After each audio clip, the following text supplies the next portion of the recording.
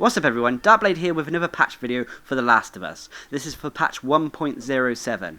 This patch should be released now, and if not, within the next 24 hours. Now, a trend with Naughty Dog lately is to release patches, major patches, alongside DLC.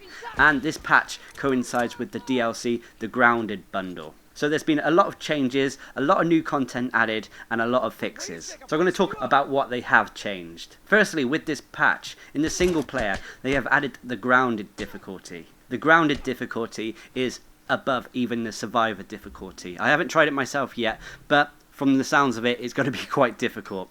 There's also 2 trophies tied in with this difficulty that have been added to the game as well. Both gold trophies, one for completing the game on Grounded difficulty, and another one for completing the game on Grounded difficulty Game Plus. Naughty Dog normally put trophies in with their DLC. At least that's what they did with the Uncharted series. However, I'm pleased to see that there are some single player trophies instead of just multiplayer ones, which is usually the case, as I'm not a fan of multiplayer trophies at all really. Now, moving away from the single player, the majority of the patch is to do with the multiplayer. Firstly, they fixed numerous bugs. They fixed an invisibility and stuck on black screen bug. Players who had become invisible or stuck on a black screen, typically when they were about to respawn, has now been fixed. Instead, they will be kicked from the game. And if this does happen to you, don't worry, as it will not advance you a clan day and you won't suffer any clan losses. They fixed a bug that allowed players to exploit supply boxes for extra ammo and 2x4s. They fixed a bug that allowed player who was the last one standing to get additional comeback items from multiple supply boxes. They fixed another bug where the game would sometimes crash when joining late. They fixed a bug where players on opposite teams who are spawning at the same time would sometimes spawn next to each other or near each other. They fixed a bug where players would sometimes get stuck on a black screen when the host quits during a match intro. They fixed a bug that allowed players to avoid being stunned by smoke bombs by vaulting over cover. They fixed a rare crash bug that occurred for the player who stayed in the matchmaking game after all other players had quit. They fixed a bug that prevented the death grunt Vox from playing when dying. They fixed an issue that prevented players from properly shiv killing an enemy who was unlocking a lockbox. They fixed an issue that prevented players using an upgraded 2x4 from downing an enemy who was unlocking the lockbox while repeatedly pressing triangle. They corrected the alignment of many intro animation cameras. They fixed an issue where players would receive large weapon ammo when downing an enemy with a melee weapon after changing to a pistol only loadout. I didn't actually know about that one, but oh well, it's now fixed. They fixed a bug where players would sometimes get no ammo for a down/execution when using a pistol only loadout. They fixed a bug where players would hold their large firearm while doing a melee finisher. They fixed a crash that occurred when players would sign out while refreshing the in-game store.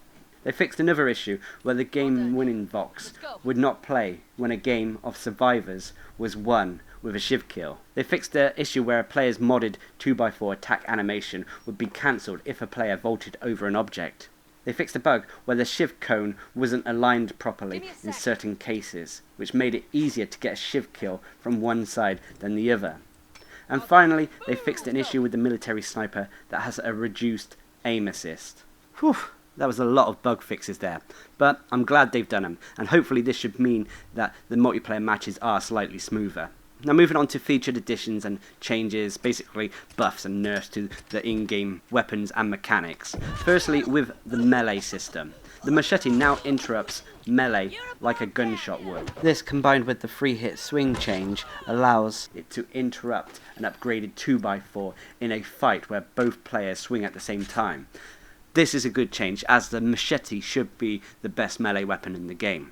Now, like I mentioned, the machete now comes with a free swing animation, but as a result, players take 3 hits to down. So you have to hit a player 3 times with the machete to down them. So this, combined with the fact that it can now interrupt other melee users, means that it's still a very strong melee weapon, despite the fact that it still takes 3 hits to down someone.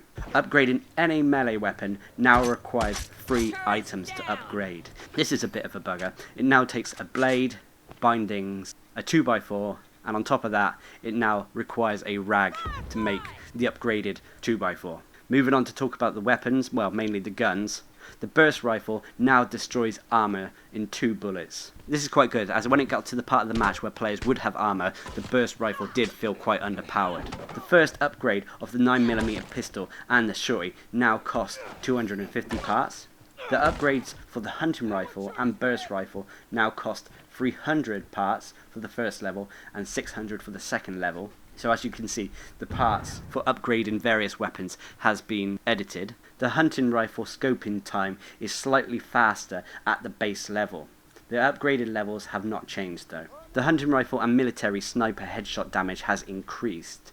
Now if you get a headshot on an enemy who's actually wearing a helmet, it will only require 1 more body shot to take them down. And the last change with the guns is that the silenced weapon sounds now fall off at 70 meters. This means that silent weapons can be heard less the further they are away from someone. Moving on to talk a bit about the audio changes.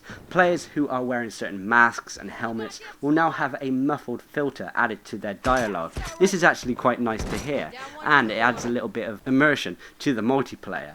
Players will also now be able to call out to their teammates whilst in a downed state. Moving on to talk about something simple, a bit boring, but talking about the menus. The playlists have been edited and updated. Firstly, they've added a Find Match DLC 2.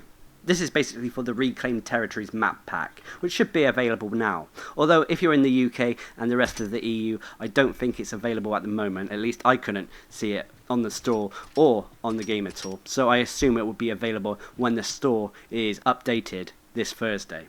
They've added a Find Match, in brackets, no parties, at the top of the game type playlist. Obviously no parties is for players who like to play solo.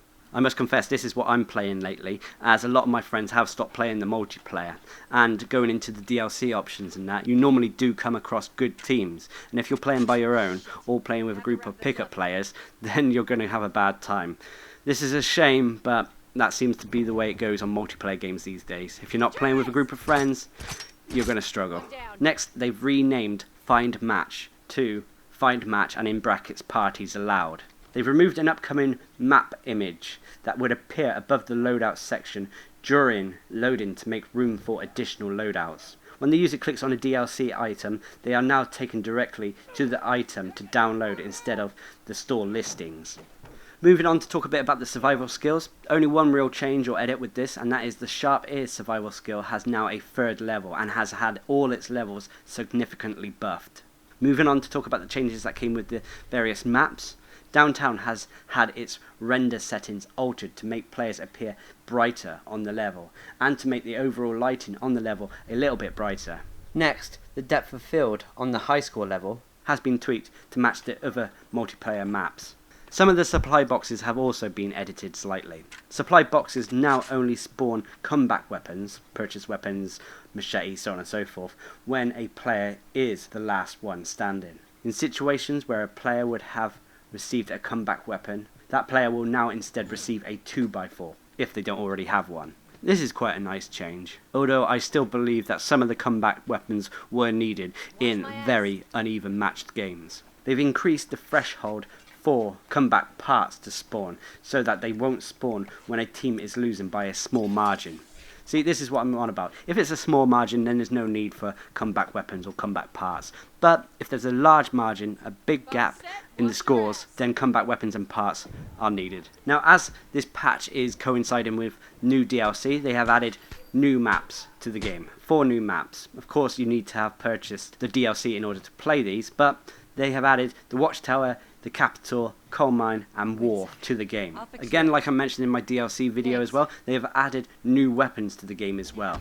The first one, which is free with patch 1.07, is the fully auto rifle. This weapon can be taken from the start. It's a weapon similar to the semi-auto rifle, burst rifle. You can equip it in your loadout from the start and you're good to go. And everyone gets this one for free. Now the other weapons, you do unfortunately have to have the season pass or purchase the DLC in order to use them. And they are the Enforcer, which is a pistol that you can use from the get-go, similar to the revolver, 9mm and shorty. There's a double barrel shotgun, which is exactly what it says. There's the Spectre, which is a silenced assault rifle type gun.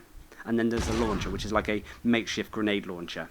They've also added new survival skills. Again, you need to purchase the DLC from the store or have the season pass in order to get these. These are the Executioner for those of you who like shiv kills. There's Scavenger for people who like more ammo to drop. There's the damage marker, who likes to mark enemies as they deal damage.